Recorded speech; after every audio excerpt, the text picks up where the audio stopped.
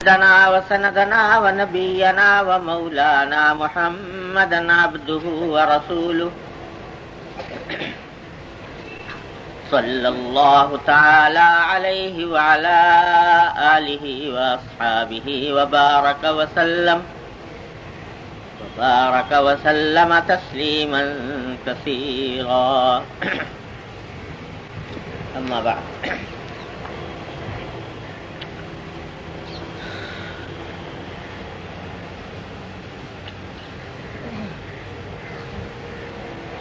پچھلے جمعہ میں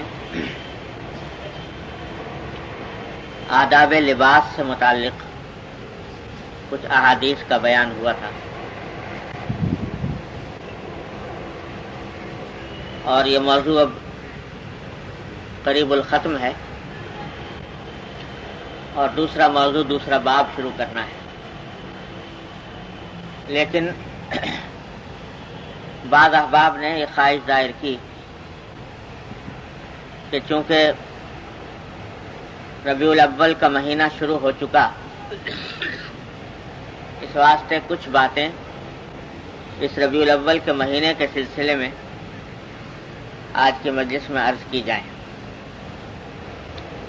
مجھے بھی مناسب معلوم ہوا کہ اس بارے میں چند گزارشات عرض کروں. تو اولاً کچھ باتیں اس موضوع سے متعلق عرض کرنی ہیں، اگر پھر وقت بچ گیا تو انشاءاللہ پھر کچھ حدیثیں جو باقی رہ گئی ہیں وہ عرض کروں گا انشاءاللہ. ربیع الاول کا مہینہ اس لحاظ سے ہماری پوری امت اسلامیہ کے لیے، بلکہ امت اسلامیہ کے لیے کیا، پوری انسانیت کے لیے اللہ جل جلالہ کا ایک احسان عظیم ہے کہ اس مہینے میں حضور نبی کریم سرور دو عالم صلی اللہ علیہ وسلم کی بعثت کا دنیا میں تشریف لائے، اور ایسا حضور اقدس صلی اللہ علیہ وسلم کی ولادت اور آپ کی تشریف آوری یہ ساری کائنات میں اگر کہا جائے تو کوئی مبالغہ نہیں کہ سب سے عظیم واقعہ اور انسانیت پر سب سے بڑا احسان اللہ جل جلالہ کا یہ تھا کہ نبی کریم سرور دو عالم صلی اللہ علیہ وسلم کو مبعوث فرمایا. کیونکہ حضور نبی کریم صلی اللہ علیہ وسلم کی تشریف آوری یہ ساری کائنات کے لیے رحمت، وما ارسلناک الا رحمۃ للعالمین فرمایا قرآن کریم نے. یوں نہیں فرمایا کہ ہم نے مسلمانوں کے لیے رحمت بنایا، یوں نہیں فرمایا کہ انسانوں کے لیے رحمت بنایا، بلکہ عالمین جمع کا صیغہ کہ ساری کائنات کے لیے، جتنے عالم ہیں اس کائنات میں ان سب کے لیے رحمت ہے نبی کریم صلی اللہ علیہ وسلم کا وجود باوجود. یعنی آپ کی تشریف آوری وہ انسانوں کے لیے رحمت، جمادات کے لیے رحمت، نباتات کے لیے رحمت، شجر و حجر کے لیے رحمت، آسمان و زمین کے لیے رحمت، دریا اور پہاڑ کے لیے رحمت. کوئی کائنات کا ذرہ ایسا نہیں ہے جس کے لیے سرکار دو عالم صلی اللہ علیہ وسلم کی تشریف آوری رحمت نہ ہو. بعض اوقات یہ بات لوگوں کی سمجھ میں نہیں آتی کہ سرکار دو عالم صلی اللہ علیہ وسلم کا وجود باوجود وہ ان بے جان اشیاء کے لیے رحمت کیسے ہوا. آسمان کے لیے، زمین کے لیے، پہاڑوں کے لیے، دریاؤں کے لیے، ان بے جان چیزوں کے لیے، بے روح چیزوں کے لیے جن کے اندر بظاہر شعور نہیں معلوم ہوتا، تو ان کے لیے آپ کی تشریف آوری کیسے رحمت ہوئی. چلو انسانوں کے لیے تو رحمت ہے کہ آپ ایک ایسا دین لے کر تشریف لائے جو ساری انسانیت کے لیے ایک انعام عظیم ہے، لیکن جانوروں کے لیے، دریاؤں کے لیے، پہاڑوں کے لیے، ان کے لیے کیسے رحمت. تو اس کی تشریح تھوڑی سی سمجھ لیجئے کہ پہلی بات تو یہ کہ یہ ساری کائنات جتنی بھی ہمیں نظر آ رہی ہے یہ حقیقت میں پیدا ہی ہوئی نبی کریم سرور دو عالم صلی اللہ علیہ وسلم کی تشریف آوری کی خاطر اگر آپ تشریف لانے والے نہ ہوتے تو نہ یہ آسمان ہوتا، نہ زمین ہوتی، نہ ستارے ہوتے، نہ چاند ہوتا، نہ پہاڑ ہوتے، نہ دریا ہوتا۔ ایک جملہ مشہور ہے لوگوں میں بکثرت کہ حضور اقدس صلی اللہ علیہ وسلم کی طرف منسوب کر کے لوگ کہتے ہیں کہ حضور نے فرمایا کہ اللہ تبارک و تعالی نے حضور اقدس صلی اللہ علیہ وسلم سے خطاب کرتے ہوئے فرمایا کہ لولا کا لما خلقت الافلاک، کہ اگر آپ آنے والے نہ ہوتے تو میں آسمانوں کو پیدا نہ کرتا۔ حضور سے فرمایا اللہ تعالیٰ نے۔ تو یہ لفظاً تو یہ حدیث موضوع ہے، یعنی صحیح نہیں ہے یہ حدیث، اور اس کی نسبت حضور اقدس صلی اللہ علیہ وسلم کی طرف یا اللہ تعالیٰ کی طرف کرنا درست نہیں، لیکن اس بات پر سارے تمام علماء متفق ہیں کہ معنی کے اعتبار سے صحیح ہے۔ یعنی یہ واقعہ ہے کہ اگر سرکار دو عالم صلی اللہ علیہ وسلم تشریف لانے والے نہ ہوتے تو یہ کائنات پیدا نہ کی جاتی۔ تو آپ باعث تخلیق کائنات ہیں، تو ستاروں کے لیے بھی رحمت، چاند کے لیے بھی رحمت، سورج کے لیے بھی رحمت، دریاؤں پہاڑوں کے لیے بھی رحمت، اس واسطے کہ آپ کی تشریف آوری کی وجہ سے یہ ساری چیزیں وجود میں آئیں۔ اگر آپ نہ ہوتے تو وجود میں نہ آتے۔ ایک بات تو یہ سمجھ لی۔ دوسری بات یہ کہ یہ جتنی چیزیں ہمیں آپ کو ایسا محسوس ہوتا ہے کہ یہ بے جان ہیں، بے روح ہیں، بے شعور ہیں۔ پتھر ہے مثلا، ہمیں لگتا ہے کہ یہ بے جان ہے اور اس میں شعور نہیں ہے، احساس نہیں ہے، لیکن حقیقت میں کوئی مخلوق اللہ تعالیٰ کی اس کائنات میں ایسی نہیں ہے جس میں اس کے مناسب شعور اللہ تعالیٰ نے عطا نہ فرمایا ہو۔ کچھ نہ کچھ شعور اس کے اندر موجود۔ قرآن کریم نے فرمایا وَآتَا كُلَّ شَيْءٍ خَلْقَهُ ثُمَّ هَدَى، کہ اللہ تبارک و تعالیٰ نے ہر چیز کو تخلیق فرمایا اور تخلیق فرما کر اس کو اس کے مناسب ہدایت دی۔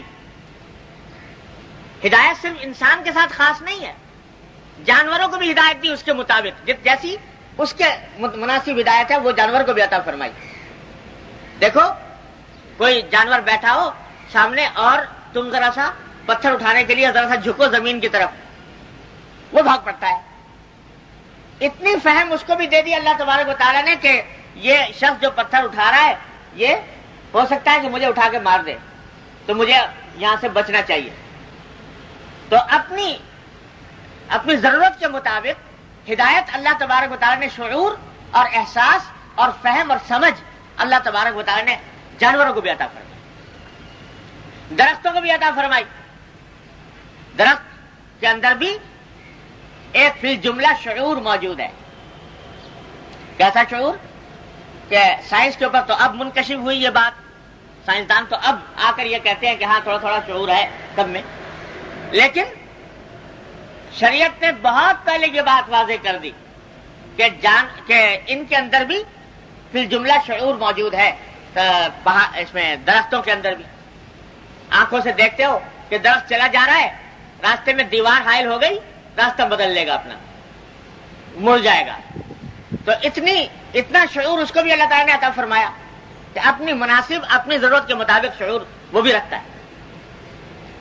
اور اس شعور کا مظاہرہ دیکھو، نبی کریم سرور دو عالم صلی اللہ علیہ وسلم مسجد نبوی میں جب خطبہ دیا کرتے تھے تو ایک شتیر تھا کھجور کا، اور وہ ستون کے طور پر گڑا ہوا تھا۔ تو سرکار دو عالم صلی اللہ علیہ وسلم اس سے بعض اوقات ٹیک لگا لیا کرتے تھے، اس سے پشت لگا کر اور خطبہ دیا کرتے تھے۔ بعد میں رائے یہ ہوئی کہ ممبر بنوا لیا جائے اور ممبر بنا کر اور حضرت صلی اللہ علیہ وسلم ممبر پر کھڑے ہو کر خطبہ دے۔ تو جب ممبر بن گیا تو حضرت صلی اللہ علیہ وسلم نے وہ ستون کا سہارا چھوڑ کر ممبر پر آ کر خطبہ دینے کا ارادہ فرمایا۔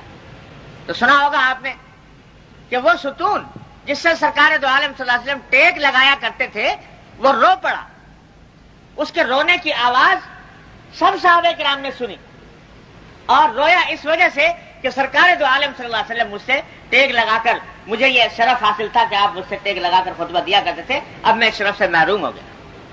تو روایات میں آتا ہے کہ سرکار دو عالم صلی اللہ علیہ وسلم نیچے اترے اور اس کو لے جا کر سینے سے لگایا، اور سینے سے لگانے کے بعد اس کے رونے کی آواز بند ہوئی۔ اس کو استوان حنانہ کہتے ہیں۔ استوان حنانہ کے معنی رونے والا ستون۔ تو آج بھی مسجد نبوی میں جگہ اس کی موجود ہے، جہاں محراب مبارک ہے، محراب نبوی، اس کے برابر میں ایک جو بڑا سا ستون بنایا ہوا ہے، تو وہ اس کے اوپر لکھا ہوا بھی ہے کہ یہ وہی ستون ہے، یعنی اس جگہ پر تھا وہ ستون جو نبی کریم صلی اللہ علیہ وسلم کی فراق میں رو پڑا تھا۔ تو دیکھنے میں شجر بے جان، بے روح، بے سمجھ، اس کے اندر بظاہر جذبات نظر نہیں آتے، لیکن اللہ تبارک و تعالی نے اس کو اپنے مناسب اتنی فہم، اتنا شعور عطا فرمایا کہ سرکار دو عالم صلی اللہ علیہ وسلم سے جدائی اس کو گوارا نہ ہو سکے۔ تو ان میں درختوں میں بھی ہے، پتھروں میں بھی ہے۔ پتھر بظاہر بالکل بے حس و حرکت نظر آتا ہے، جہاں پڑا ہوا ہے بے حس و حرکت نظر آتا ہے، اس میں بظاہر کوئی شعور نظر نہیں آتا، کوئی ادراک نظر نہیں آتا، لیکن قرآن کہتا ہے کہ ان من الحجارۃ لما کیسے ان من الحجارۃ لما يتفجر منه الانهار وان منها لما يهبط من خشیۃ اللہ، کہ پتھر بعض وہ ہیں کہ جن سے نہریں پھوٹ پڑتی ہیں، اور بعض وہ ہیں جو اللہ کی خشیت سے، اللہ کے ڈر سے گر جاتے ہیں۔ اللہ تبارک و تعالیٰ کی خشیت ان کے اندر موجود ہے اور وہ گر جاتے ہیں، اللہ تعالیٰ کی خشیت۔ تو معلوم ہوا کہ پتھروں کے اندر بھی تھوڑا بہت شعور موجود ہے اپنی مناسب۔ اور قرآن فرماتا ہے وَإِن مِّن شَيْءٍ إِلَّا يُسَبِّحُ بِحَمْدِهِ وَلَٰكِن لَّا تَفْقَهُونَ تَسْبِيحَهُ، کہ دنیا میں، کائنات میں کوئی چیز ایسی نہیں ہے جو اللہ تعالیٰ کی تسبیح، اللہ تعالیٰ کی حمد بیان نہ کرتی ہو، لیکن تم لوگ ان کی تسبیح کو سمجھتے نہیں ہو۔ تسبیح ہر چیز کر رہی ہے، پتھر بھی کر رہا ہے، اور ذرات بھی کر رہے ہیں، سنگریزے بھی کر رہے ہیں، شجر و حجر بھی کر رہے ہیں، پہاڑ بھی کر رہے ہیں، دریا بھی کر رہے ہیں، ہر ایک تسبیح میں مشغول ہے اللہ تبارک و تعالیٰ کی، اللہ تعالیٰ کی حمد بیان کر رہے ہیں، لیکن تم نہیں سمجھتے ان کی تسبیح کو کس انداز سے کر رہے ہیں۔ تو کائنات کی کوئی چیز ایسی نہیں جو اللہ جل جلالہ کی تسبیح و تحمید نہ کرتی ہو، تقدیس نہ کرتی ہو، جس میں کچھ فی الجملہ کچھ نہ کچھ شعور موجود نہ ہو۔ آج تو جیسے میں نے عرض کیا، سائنسدان بھی بالآخر اس نتیجے پر پہنچ رہے ہیں کہ نہ صرف انسان بلکہ یہ جو درخت ہوتے ہیں، درخت کے علاوہ پتھروں کے اندر بھی اب اس نتیجے پر پہنچ رہے ہیں کہ کچھ نہ کچھ شعور کسی درجے کے اندر موجود ہوتا ہے۔ ارے حدیث میں آتا ہے کہ حضور اقدس صلی اللہ علیہ وسلم تشریف لے جا رہے ہیں تو پتھر سلام کر رہے ہیں سرکار دو عالم صلی اللہ علیہ وسلم، درخت سلام کر رہے ہیں، پتھر سلام کر رہے ہیں۔ اگر ان کے اندر شعور بالکل نہیں ہے تو سرکار دو عالم صلی اللہ علیہ وسلم کو دیکھ کر کیسے سلام کر رہے ہیں؟ تو اس واسطے شعور ہر ایک میں کچھ نہ کچھ موجود ہے، کسی میں کم، کسی میں زیادہ، ہر ایک شے کے اندر اپنی ضرورت کے مطابق، اپنے حالات کے مطابق، اپنی بساط کے مطابق اس میں شعور موجود ہے۔ جب شعور موجود ہے تو یاد رکھو یہ کائنات جو ہے، اس کے اندر جتنی بھی اشیاء ہیں ان کو وہی طریقہ پسند آتا ہے جو فطرت کے مطابق ہو۔ پسند تو ان پتھروں کی بھی ہے اور شجر و حجر کی بھی ہے، لیکن شجر و حجر کی پسند وہ ہے جو اللہ جل جلالہ کی فطرت کے مطابق ہے، بنائی ہوئی فطرت کے مطابق ہے۔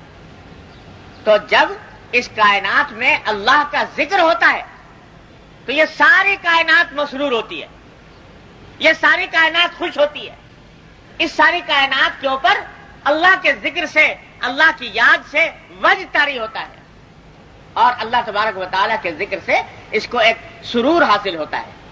اللہ تعالیٰ کی جب فرما برداری کی جاتی ہے، اطاعت کی جاتی ہے، تو یہ سارے شجر و حجر مسرور ہوتے ہیں۔ اور اگر اللہ جل جلالہ کی معصیت کی جاتی ہے، نافرمانی کی جاتی ہے، تو نافرمانی کے نتیجے میں وہ زمین جس پر یہ نافرمانی کی جا رہی ہے، وہ زمین روتی ہے، غمگین ہوتی ہے، پریشان ہوتی ہے، ناپسند کرتی ہے، ناگوار ہوتا ہے اس کو۔ اور یہاں تک کہ بعض روایات میں آتا ہے کہ جس زمین پر اللہ تبارک و تعالیٰ کی معصیت کی جاتی ہے، وہ زمین معصیت کرنے والے پر، نافرمانی کرنے والے پر لعنت بھیجتی، اللہ بچائے۔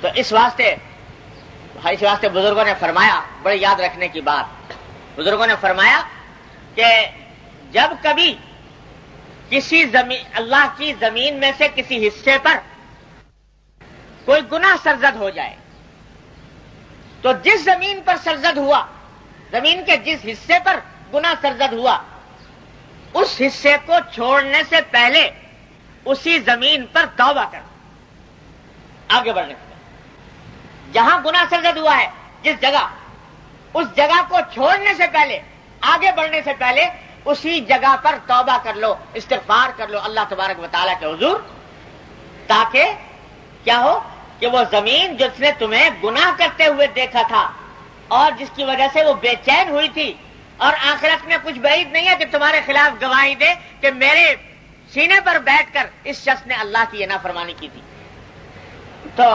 وہی زمین بعد میں تمہارے استغفار کا بھی مشاہدہ کرے، استغفار اور توبہ کا بھی مشاہدہ کر لے، تو اس کے نتیجے میں جو غم اور صدمہ اس کو پہنچا معصیت اور نافرمانی کی وجہ سے، گناہ کی وجہ سے جو تکلیف اس کو پہنچی، اس کا ازالہ تمہاری اس توبہ سے اس کا ہو جائے گا۔ اور جب آخرت میں یہ گواہ بنائی جائے گی زمین، تو جہاں وہ تمہاری معصیت کی گواہی دے گی، جب تم نے استغفار اور توبہ کر لی تو تمہارے استغفار اور توبہ کی بھی وہ گواہ بن جائے گی اللہ تبارک و تعالیٰ۔ اس واسطے بزرگ فرماتے ہیں کہ توبہ اور استغفار میں دیر نہ کرے۔ جب کبھی کوئی گناہ سرزد ہو، اللہ تعالیٰ حفاظت فرمائے، جب کبھی کوئی گناہ سرزد ہو، انسان ہے، بھول چوک ہو جاتی ہے، غلطیاں ہوتی رہتی ہے، لیکن جب بھی ہو تو جس زمین پر ہوا ہے اسی زمین پر معافی مانگ لو، اسی زمین پر اللہ تبارک و تعالیٰ کے حضور طائب ہو جائے۔ کیوں؟ اس واسطے کہ وہ معلوم ہوا کہ یہ زمین بھی شعور رکھتی ہے، یہ احساس رکھتی ہے کہ میری پشت پر سوار ہو کر انسان اللہ کی نافرمانی کر رہا ہے یا فرما برداری کر رہا ہے۔ تو جب اللہ تبارک و تعالیٰ کی نافرمانی ہوئی تو اس کو دکھ ہوتا ہے، تکلیف ہوتی ہے، رنج ہوتا ہے، صدمہ ہوتا ہے۔ تو یہ ساری کائنات جس میں کچھ نہ کچھ شعور موجود ہے، جب تک حضور نبی کریم سرور دو عالم صلی اللہ علیہ وسلم تشریف نہیں لائے تھے تو یہ مظلوم تھی، مغموم تھی، رنجیدہ تھی، غمگین تھی کہ اس کی پشت پر اللہ کے بندے اللہ کی نافرمانی کر رہے ہیں، عبادت کسی اور کی ہو رہی ہے، پرستش کسی اور کی جا رہی ہے۔ سرکار دو عالم صلی اللہ علیہ وسلم تشریف لائے تو آپ نے اس زمین کو اس نافرمانی سے پاک کیا، تو اس پاک کرنے کے نتیجے میں، آپ کے تشریف آوری کے نتیجے میں یہ ساری زمین یہ محفوظ ہوئی بت پرستی سے، شرک سے، کفر سے، فسق و فجور سے، طغیان اور عصیان سے، اور اس نے اللہ تبارک و تعالیٰ کی اطاعت کے نظارے دیکھے، اس سے مسرور ہوئی۔ اس واسطے سرکار دو عالم صلی اللہ علیہ وسلم کا تشریف آوری یہ رحمت ہوئی زمین کے لیے بھی۔ چاند اور سورج، ستارے، اللہ تعالیٰ نے ایسی چیز پیدا کی ہے کہ ہر ایک پر یکساں طور سے روشنی لٹا رہے ہیں۔ سورج کی روشنی مسلمان پہ بھی پڑ رہی ہے، کافر پہ بھی پڑ رہی ہے، اللہ کے فرما بردار پر بھی پڑ رہی ہے، نافرمان پہ بھی پڑ رہی ہے۔ چاند کی روشنی سے یکساں طور پر سارے انسان لطف اندوز ہو رہے ہیں، بری خانے یغما سے دشمن سے دوست، اللہ کے دشمن بھی اللہ کے دوست۔ لیکن یاد رکھو کہ سورج جب اللہ کے فرما بردار کے اوپر اپنی روشنی ڈالتا ہے، اپنی کرنیں ڈالتا ہے، تو اس فرما بردار پر ڈالنے میں اس کو جو سرور محسوس ہوتا ہے، اس کو جو راحت معلوم ہوتی ہے، وہ کافر کو کے اوپر کرنیں ڈالنے میں نہیں ہوتی۔ چاند کو مسلمان کے اوپر، مومن کے اوپر، فرما بردار کے اوپر روشنی ڈالنے میں جو راحت اور سرور ہوتا ہے، ڈالنے میں نہیں۔ تو اس کا وہ سرور کس نے عطا کیا؟ چاند اور سورج کو یہ فرما برداری کی مشاہدے کا سرور کس نے عطا کیا؟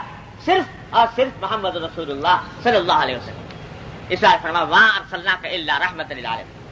یہ وجہ ہے کہ جس روز یہ زمین اس فرما برداری سے محروم ہو جائے گی، جس دن محروم ہو گئی اور اس کائنات میں اس زمین کے اوپر اللہ اللہ کہنے والا کوئی باقی نہ رہا، حدیث میں آتا ہے اسی روز قیامت آ جائے گی۔ قیامت اس وقت تک نہیں آئے گی جب تک کہ کوئی ایک فرد بھی زمین کے اوپر اللہ اللہ کہنے والا موجود ہے۔ تو یہ سارا جو بقا ہے اس زمین و آسمان کا، اس کائنات کا ہے محمد رسول اللہ صلی اللہ علیہ وسلم. تو اس واسطے یہ کوئی مبالغہ کی بات نہیں، شاعری کی بات نہیں کہ آپ کی تشریف آوری کے بغیر یہ کائنات سونی تھی، بے معنی تھی، بے حقیقت تھی. وما ارسلناک الا رحمۃ للعالمین. اقبال مرحوم بعض اوقات شعر بڑے اچھے کہتے ہیں، نثر میں تو بعض اوقات بڑی گڑبڑ کی باتیں بھی کہہ دی ہے، لیکن شعر کے اندر بعض اوقات بڑی حکیمانہ باتیں کہتے ہیں. تو نبی کریم صلی اللہ علیہ وسلم کے اسم گرامی کا ذکر کرتے ہوئے اس نے کہا ہے کہ ہو نہ یہ نام تو کلیوں کا تبسم بھی نہ ہو، ہو نہ ہو یہ نام تو کلیوں کا تبسم بھی نہ ہو، چمنے دہر میں بلبل کا ترنم بھی نہ ہو، یہ نہ ساقی ہو تو پھر میں بھی نہ ہو، خم بھی نہ ہو، بزم توحید بھی دنیا میں نہ ہو، تم بھی نہ ہو، اور نبض ہستی تپشامادہ اسی نام سے ہے، خیمہ افلاک کا استادہ اسی نام سے ہے، نبض ہستی تپشامادہ اسی نام سے. سرکار دو عالم صاحب کے اسم گرامی سے یہ افلاک کا خیمہ کھڑا ہے، اور سرکار دو عالم صاحب کے اسم گرامی سے یہ زمین کی نبض چل رہی ہے.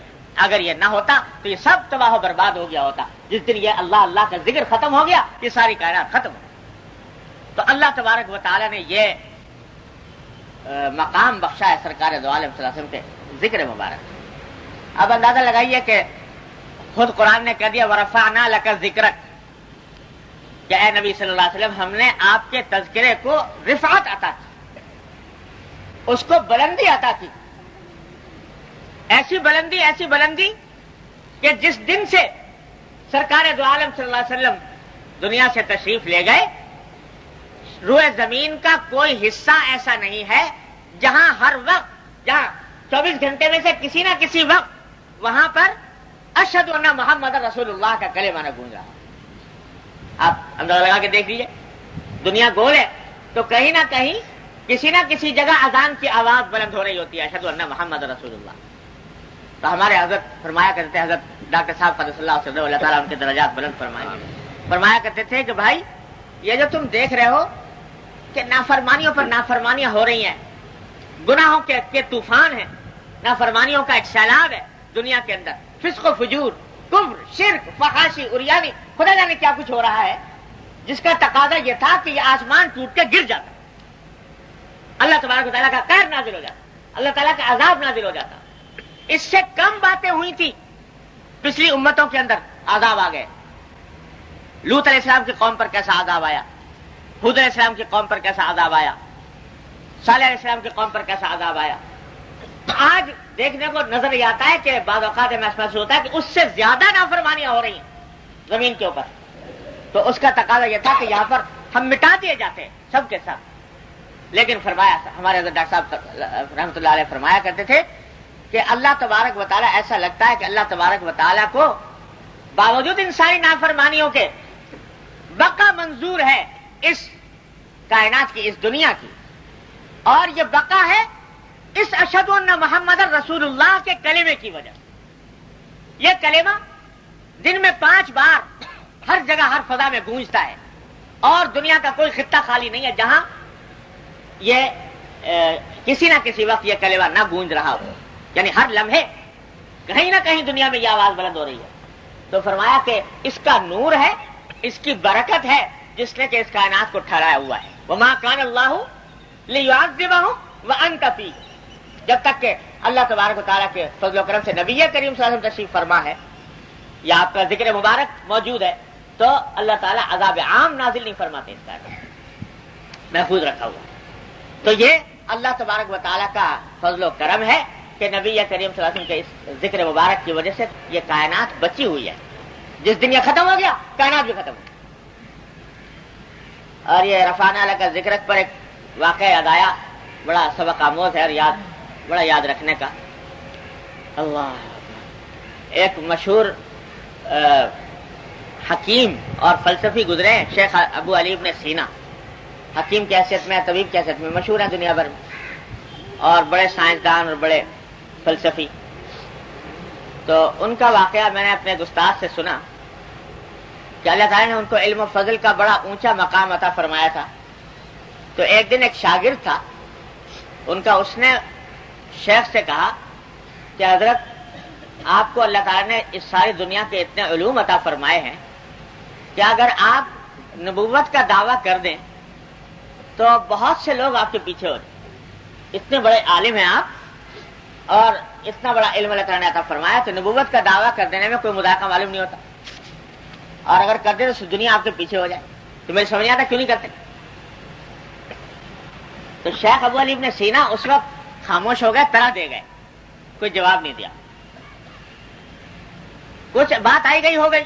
ایک عرصہ دراز کے بعد شیخ کو سفر پیش آیا. شیخ کو سفر پیش آیا دمشق کا، شام کا جو دارالحکومت ہے دمشق، وہاں تشریف لے گئے. شاگرد بھی ساتھ تھا، یہی شاگرد. تو دمشق کی جو سب سے بڑی جامع مسجد جامع دمشق، اس کے قریب ایک محلے میں کہیں گھر میں قیام ہوا.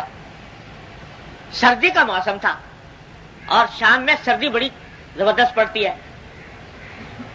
تو رات کو جب سوئے تو آخر شب میں اٹھے شیخ. معمول تھا تہجد کے لیے بیدار ہونے کا. تو تہجد کے لیے اٹھے تو ایک جگہ پر شیخ سو رہے تھے، قریب میں ہی وہ شاگرد بھی سو رہا تھا. تو شاگرد کو آواز دی اور کہا کہ بھائی ذرا اٹھ جاؤ، اور سردی آج بہت سخت ہے، بڑا کڑاکے کا جاڑا پڑ رہا ہے، تو ذرا میرے لیے پانی گرم کر دو تاکہ میں وضو کر کے تہجد کی نماز پڑھ لوں. تو شاگرد صاحب جو تھے وہ شدید سردی کے عالم میں لحاف کے مزے لوٹ رہے تھے. تو اس وقت اٹھنا ان کو بڑا گرم معلوم ہوا. تو انہوں نے کہا جی شیخ، بات یہ ہے کہ یہ تہجد کوئی فرض واجب تو ہے نہیں، اور سردی بڑی سخت ہو رہی ہے، آپ کی عمر بھی زیادہ، اور سفر کا موقع ہے، سفر میں تو اللہ تعالیٰ نے فرض نماز بھی عادی کر دی، تو یہ تو نفلی نماز ہے، اور سردی زیادہ ہے، اور آج اگر تہجد کی نماز آپ چھوڑ ہی دیں تو کیا حرج. یہ جواب دیا شاگرد صاحب نے. خیر شیخ خاموش ہو گئے، لیٹے رہے. کچھ دیر گزری تھی کہ اتنے میں جامع دمشق کے مینار سے اذان کی آواز آئی. اللہ اکبر اللہ اکبر، اشہد ان لا الہ الا اللہ اشہد ان محمد رسول اللہ. جب اذان ختم ہو چکی تو شیخ نے شاگرد کو کہا کہ دیکھو بیٹا، تم نے بہت دن ہوئے ایک بات مجھ سے کہی تھی، اس وقت میں نے اس کا جواب نہیں دیا تھا، تو آج اس کا جواب سن لو. تم نے کہا تھا کہ شیخ تم نبوت کا دعویٰ کیوں نہیں کر دیتے.